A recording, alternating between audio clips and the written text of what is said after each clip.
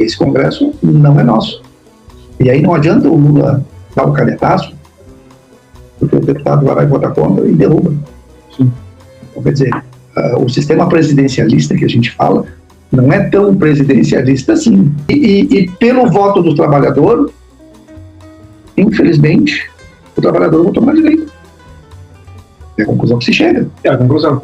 O trabalhador votou naquele cara que está tirando o direito dele,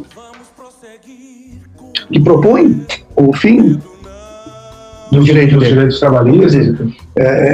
A gente vê hoje um trabalhador que não assimilou essa ideia.